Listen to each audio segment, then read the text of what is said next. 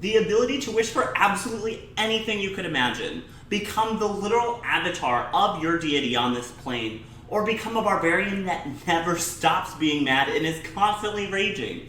All of these powers and more are waiting for characters who are able to hit max level 20 in Dungeons & Dragons. And with a bunch of new players flocking to the game recently, a common question I find myself being asked by new players is about how long does it take for a character to go from level 1 to 20, and what are the chances that my character will actually make it there? And for that, I unfortunately have some pretty bad news. Probably never.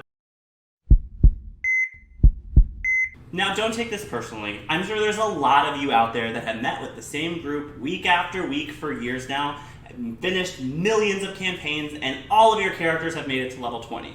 Great. But you are the exception. Wizards of the Coast estimates that 1 to 2% of characters make it all the way to level 20. 2%! That means that there's a 98% chance that your current character will not make it to max level. Hell, it even means that you have a 3 times more likely chance to have your identity stolen this year, as that's about 6.5% chance, than achieving your character getting to max level.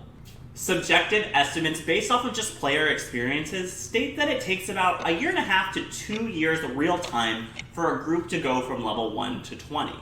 Now, obviously this is going to vary a lot by group and their ability to run efficiently in combat, etc. So when broken down just by experience, if a group is able to have 6 encounters every session, which is what Wizards of the Coast suggests, but is way more than my group is able to do, it would take about 35 sessions for a group to go from level 1 to 20. Now, this doesn't account for any pure sessions that revolve around roleplay, shopping, talking to NPCs. You have a great day now. You name it, and only if they can get those 6 combat encounters every single time that group is able to meet. Now, obviously not every group levels up this way and defeat the monster, get X number of XP per monster.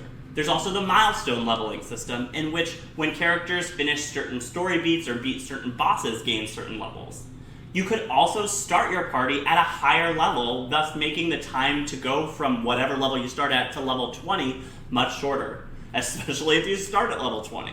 However, the big question for this video is how long does it take to go from the very beginning, level 1, to the very end, level 20? And the answer to that is years, which most groups just aren't able to handle. So in this video, we're going to go through the multitude of reasons why you're probably not going to make it to level 20, and that's okay. And maybe if we go through the reasons, you can kind of work them out beforehand to prevent them from happening if level 20 is your ultimate goal in your character's life. Now, the first issue that's going to come up is probably the most important one, and the one that's least in your control, unfortunately, and that's that getting a group together for a 2-year commitment is extremely challenging.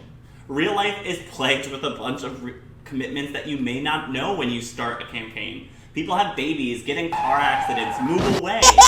These things are all out of your control, and the best you can do is just find a group that is willing to take the game seriously and commit the time to it, so that you don't come into your 5th session with 2 players when you started with 8 players. The next reason that you're probably not going to hit level 20 is that your Dungeon Master may not want you to. Now, don't get me wrong, I'm sure there's plenty of Dungeon Masters that enjoy high-level play, but the work involved is much, much higher than for those at lower levels. High-level characters get a multitude of powers that is extremely difficult to balance around. Your Dungeon Master cannot account for every character's abilities. Things like flying, walking on walls, teleporting to different planes, controlling people, summoning God knows what. There's no way your Dungeon Master can think of everything, and it makes not only social situations and problems like puzzles difficult, but also monster encounters. The monster manual itself has less monsters to choose from at upper levels than it does at the mid-level tiers, and combat itself gets bogged down because not only the players but the monsters have huge health pools that take forever to go through. Everything kind of becomes a slog, with high-level spells having a ton of different effects that your Dungeon Master has to plan around and even know for their own monster's sake, that make the work involved so much more than your level 3 party. On the player's end of things, becoming top tier level makes for less potential for growth and overall less excitement about the character.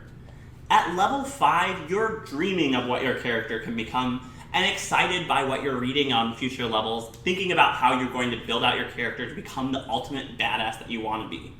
At levels 19 and 20, you're there. You've done it. There's not that much more to look forward to.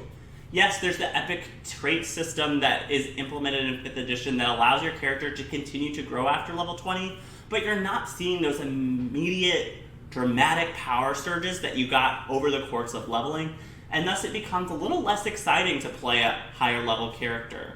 There's less room for growth. Now that being said, there are some fan-created level 20 to 30 epic tier content that you could go about doing, but like I said in all these previous problems, it's difficult to get a group to go for that long, and this makes it even more difficult on the Dungeon Master, as now we're in the realm of homebrew, unbalanced, who knows what.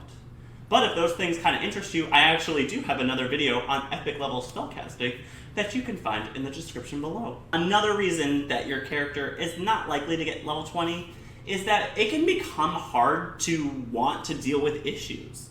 Level 20 characters are very close to deities, and because of that, a lot of the mundane problems of everyday life shouldn't interest your character anymore.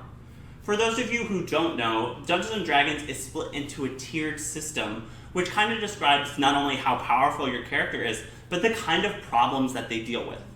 Tier 1 spans level 1 to 5, and during that time you're kind of like a local hero, dealing with small village problems, maybe something that's happening in the city that you're thanked by the local leader for. Tier 2 is level 5 to 10. You should be dealing with kingdom-wide problems, thanked by the local leader, and perhaps at this time even given a stronghold of your own. Levels 11 to 15 deal with international crises that involve the entire world with diabolical threats. You should be leading armies, dealing with being a war hero, like the bee's knees of this world. And by level 15 to 20, you are dealing with multiplanar, astrophysical, immortal threats that just boggle the mind, and you are essentially a demigod by the end of it. You should be immortalized. You should be always talked about in the history of this world for all things to come as one of the most powerful people. In Tier 4 play, dealing with a pig of a farmer is so far beneath you that it shouldn't even register.